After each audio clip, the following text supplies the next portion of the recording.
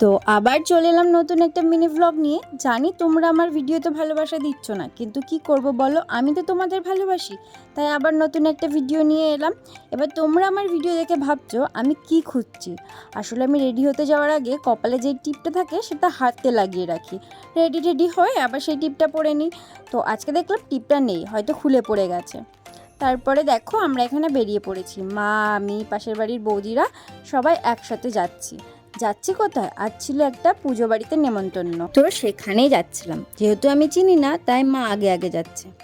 আর এটা হলো আমাদের কাটরা মসজিদের পাশের রাস্তা। শুনেছিলাম এখানে একটা শিব মন্দির আছে, কিন্তু আগে কখনো আসা হয়নি বলে দেখিনি। আজ শিব মন্দিরটা দেখে নিলাম, বেশ ছোট্টর ওপরে, খুবই সুন্দর। আমার খুব ভালো লাগলো, সেই জন্য তোমাদের সাথেও শেয়ার করে নিলাম।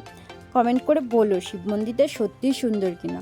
দেখো ওই যে শিব ঠাকুর, এখানে একটা আলো দেওয়া রয়েছে যেটা জ্বলছে আর নিভছে। তারপর ওখান থেকে আমরা চলে গেছিলাম সোজা পুজো বাড়িতে। এটা হচ্ছে আমার মাসি শাশুড়ির জায়ের বাড়ি, এখান থেকেই আমাদেরকে নেমন্তন্ন করা হয়েছিল, তাই এখানে আসা।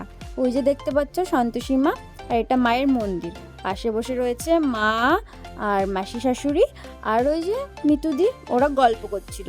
তা আমি একটুখানি ভিডিও করে নিলাম, আর আমার প্রচণ্ড গরম লাগছিল বলে আমি এখানে বসে রয়েছিলাম। তারপরে সবার সাথে দেখা করে কথা বলে আমরা চলে গেছিলাম খেতে। তো এখানে আমি আর মা বসে পড়েছি। আর দেখো আমাদেরকে এখানে দিয়ে গেছে জল, পাতা দেওয়ার সাথে সাথে কিন্তু চলে এসেছিল পোলাও। এখানে পোলাও করা হয়েছিল, আর সাথে করা হয়েছিল আলুর দম। দেখো পোলাওয়ের মধ্যে আমি একটা কাজু বাদাম পেয়েছি, যেহেতু খেতে খুব ভালোবাসি তাই ওটা নিয়ে নাড়াচাড়া করছিলাম আর ভাবছিলাম কখন খাবো। তারপরে দেখো সাথে সাথে আলুর দমও দিয়ে গেল, আর এখানটাতে আমি খেতে শুরু করে দিয়েছি।